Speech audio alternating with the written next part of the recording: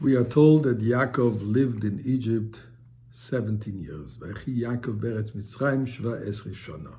The Balaturim says 17 corresponds to the word toiv, indicating that the best years of Yaakov's life was in Egypt. Now this deserves some explanation. In Egypt, in the depraved Egypt, it was better than while he was home by Yitzchak or in Yeshiva Basham Ve'eva. But the answer to that is, who did he meet over there? He met his two grandsons, in addition to his son. But his two grandsons, called Menashe and Efraim.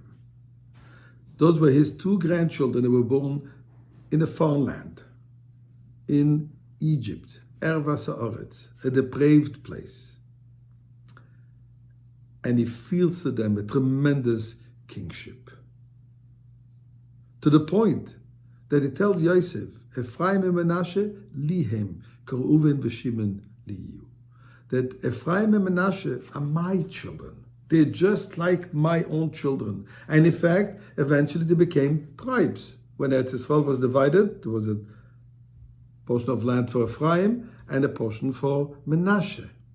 Yosef's tribe, Yosef, was divided into two tribes equal to all the other tribes. Let's go back to the reason why Yosef called them Menashe and Efraim. So Menashe, he called them based on the words, Kinashani Elokim. God made me forget.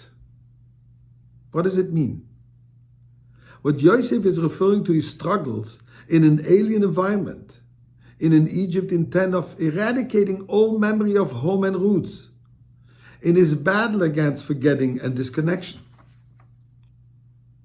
So yet, while he is in exile, he uncovered his deepest and strongest potential, which brings to light the reserves that he has and determination that were never needed to be tapped. So that's Menashe. Not forgetting, overcoming forgetfulness of where we come from. Ephraim means a further step. Efraim, he calls him Hifrani Elekim be'eretz Anyi.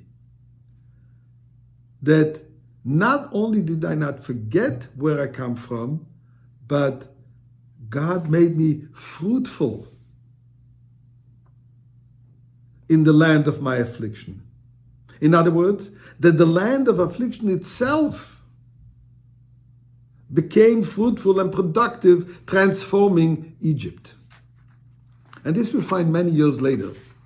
When Yaakov came, asked to bless Menashe and Efraim, and he changed his hands from Menashe and Efraim. Menashe was the older and Efraim was the younger, yet he put his right hand onto Efraim, where Yosef said, Father, Efraim, Menashe is the oldest.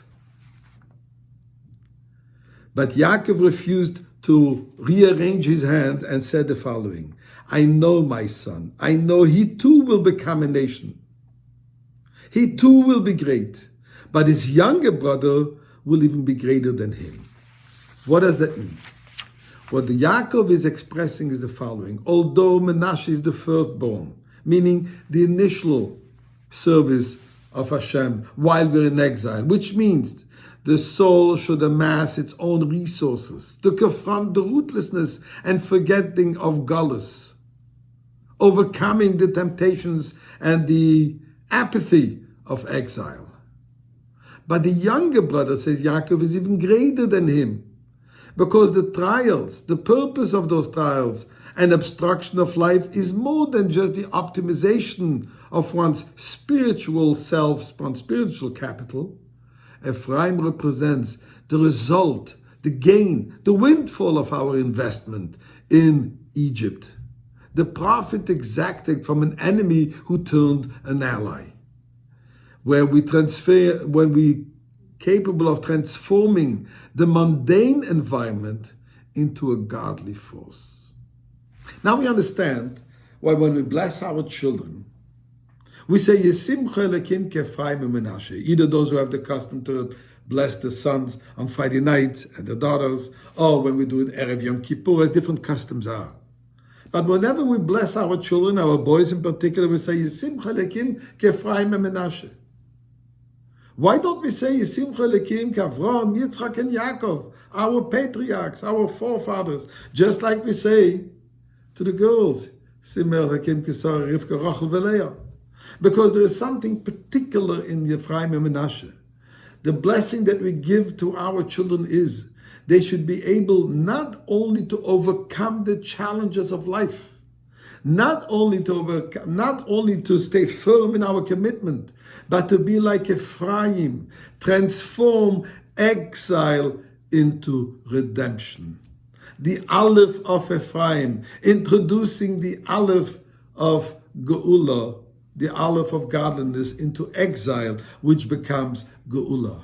This is why Yaakov had the most beautiful years of his life, when he saw that eventually we will succeed in this mission, and which is happening right now.